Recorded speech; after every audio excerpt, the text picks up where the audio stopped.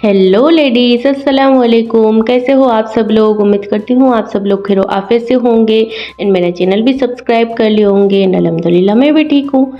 तो आज के व्लॉग की शुरुआत हो रही है रात से, क्योंकि कल फ्राइडे है एंड मुहर्रम की छठी शरीफ है, तो मुझे खिचड़ा बनाना है। तो उसके लिए दाल, गेहूँ, चावल जो भी सॉक करके रखने का था, तो मैंने सोचा कि अभी से व्लॉग स्टार्ट कर देती हूँ, तो आपको भी मैं दिखा दूँ कि मैंने क्या सॉक करके रात को रखा था।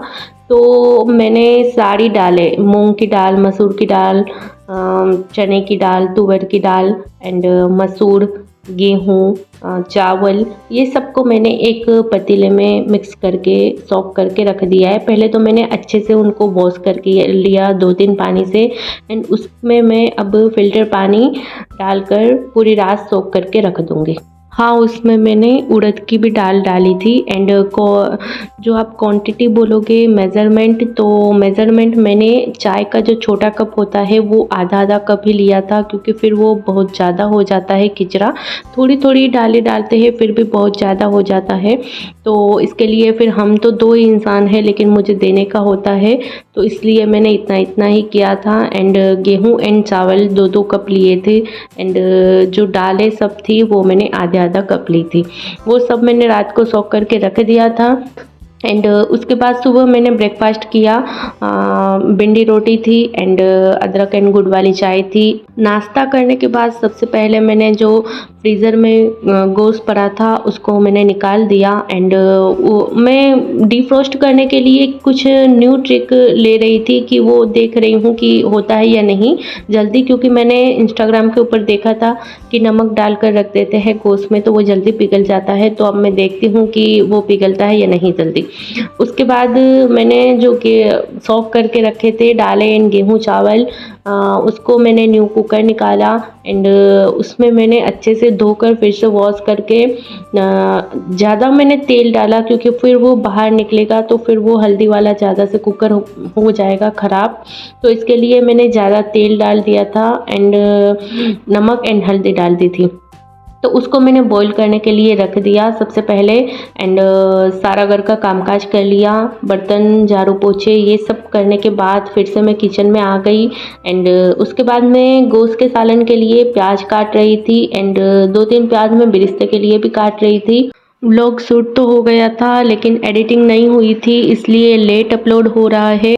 वैसे मुहर्रम का खिचड़ा तो 10 तारीख को ही मैं करती थी पहले, लेकिन अभी ऐसा होता है ना कि 10 तारीख 9 एंड 10 तारीख को 2-2 3-3 घर का आता है एंड पिछले व्लॉग में मैंने आपको बताया था कि मुहर्रम की 10 तारीख शब आशूरा के दिन मुझे 3 से 4 घर से खिचड़ा आया था एंड मस्जिद से भी आया था, तो फिर बहुत ज़्यादा हो जाता है, तो इसलिए फिर मैंने सोचा आज कर लेते हैं। एंड हाँ सॉरी, मैंने आपको पहले वॉइस ओवर में बता दिया कि आज मुहर्रम की छठी शरीफ है, लेकिन सो सॉरी वो मेरी वॉइस ओवर में गलती हो गई। मुहर्रम की छठी शरीफ को मैंने खिचड़ा नहीं बनाया था, मुहर्रम की फ़र्स्ट डेट को नए साल के दिन ही मैंने बनाया था। जब मुहर्रम की फ़र्स्ट डेट थी, पहली तारीख थी, तभी मैंने सोचा कि नया साल है तो कुछ मीठा बनाती हूँ एंड उसके साथ मैं खिचड़ा भी बना लेती हूँ, ताकि 9-10 तारीख को एंड मुहर्रम की 10 दिन में समझो ना, 10 दिन में हर दिन एक एक घर का किसी ना किसी का तो आता ही रहता है एंड 9-10 तारीख को तो ज़्यादा आता है, 10 तारीख को तो 3-4 घर का भी आता है। तो इसलिए फिर मैंने नया साल था तो मिठा भी बनाया एंड हलीम भी बना लिया। तो सॉरी वो मेरी वॉइस ओवर में पहले गलती हो गई कि आज छठी शरीफ है। छठी शरीफ को मैंने शरबत बनाया था, उसका व्लॉग तो मैंने पहले ही अपलोड कर दिया है, लेकिन ये व्लॉग एडिटिंग नहीं हुआ था तो थोड़ा लेट हो गया है। बातों बातों में हमारा बिरिस्ता भी हो गया एंड मैंने सालन भी चढ़ा दिया था।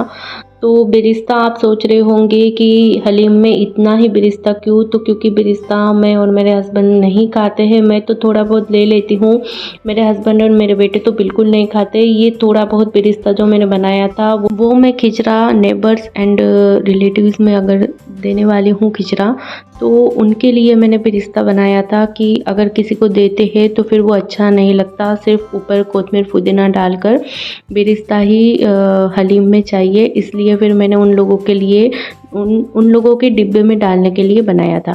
साथ में गोश्त थोड़ा गल चुका था तो फिर से मैंने कुकर ओपन करके उसमें टमाटर की प्यूरी डाल दी एंड अब घर के बेसिक मसाले हल्दी धनिया लाल मिर्च डाल दूँगी। एंड लहसुन अदरक का पेस्ट तो सबसे पहले ही डाल दिया था। आलू डालकर उसको अच्छे से मैं भून लूँगी। एंड मैंने जो कपड़े कल सुखाए थे स्टैंड में थे वो भी ले लिए थे। एंड उसको भी मैंने गड़ी कर लिए थे, क्योंकि आज जुम्मे का दिन तो था, लेकिन जल्दी उठ जाने से काम जल्दी हो जाता है। मैं जल्दी उठ गई थी, नाश्ता करके सबसे पहले मैंने बर्तन धो लिए थे, झाड़ू पोछे बाथरूम टॉयलेट सब कुछ क्लीन कर लिया था।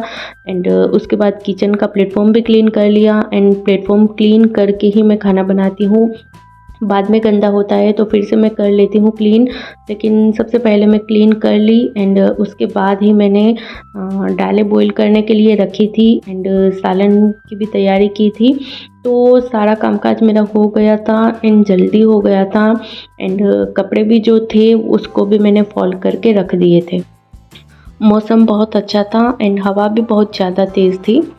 एंड मुझे चॉकलेट्स की क्रेविंग्स बहुत हो रही थी। क्या पता जितना मैं हेल्दी होने की सोच रही हूँ, जितना हेल्दी होने का ट्राई कर रही हूँ, उतना मुझे चॉकलेट्स की क्रेविंग होती है। एंड मैं खाती रहती हूँ, ज़्यादातर मैं चॉकलेट्स खाती हूँ। मेरा बच्चा नहीं खाता उतना मैं खाती रहती हूँ चॉकलेट्स। एंड सऊदी से जितनी भी चॉकलेट्स आती है, मेरे पापा जाते हैं, कजिन्स आते हैं, कोई भी जाते हैं, चॉकलेट्स आती है, मैं ही ख़त्म करती हूँ ज़्यादा। मुझे बहुत अच्छी लगती है, आते जाते बस मेरी आदत से हो गई है चॉकलेट खाते रहना। जितना मैं सोचती हूँ कि मीठा कम खाऊंगी तो वेट बढ़ेगा नहीं, उतनी ज़्यादा मैं चॉकलेट खाती हूँ। एंड हाँ, दूसरा है कि मैं चाय में शुगर नहीं डालती हूँ, मैं गुड़ वाली ही चाय पीती हूँ। तो उससे मैं बच सकती हूँ, क्योंकि मैं चाय तो ज़्यादा पीती हूँ, इसके लिए मैंने उसका ऑल्टर निकाला है कि मैं गुड़ वाली चाय पीऊँगी, शक्कर वाली नहीं पीऊँगी। तो अब चाय के नशे में मैंने ये तो निकाल लिया कि चलो शक्कर वाली चाय नहीं पियेंगे, लेकिन गुड़ वाली चाय पियेंगे, लेकिन चाय तो ज़रूर पियेंगे, लेकिन चॉकलेट का नशा नहीं छूट रहा। ठीक है, कुछ नहीं, अब चलो बहुत बातें हो गई। अब काम की बात पे आते हैं। मैंने जो दाल बॉईल करने के लिए रख दी थी, गेहूँ एंड चावल साथ में, तो वो हो गए थे। उसको मैंने एक बड़े पतीले में निकाल लिया। एंड उसको मैंने थोड़ा ग्राइंड कर लिया, क्योंकि वो ज़्यादा खड़े खड़े थे तो वो फिर मेरे हस्बैंड को नहीं पसंद आएंगे, वो डांटेंगे। इसलिए फिर मैंने थोड़ा उसमें ब्लेंडर लगा लिया एंड थोड़ा उसको मैंने ग्राइंड कर लिया। ज़्यादा नहीं किया है, लेकिन थोड़ा थोड़ा मैंने उसको उसमें ब्लेंडर से उसको ग्राइंड कर लिया। एंड दूधी नहीं आई थी, थोड़ी लेट आई। मैं लेट तो ज़्यादा लेट तो नहीं, 11 साढ़े 11 बजे आई थी। तो उसको मैंने फिर से एक कुकर में हल्दी एंड नमक एंड पानी डालकर उसको मैं दूधी को बॉईल कर लूँगी।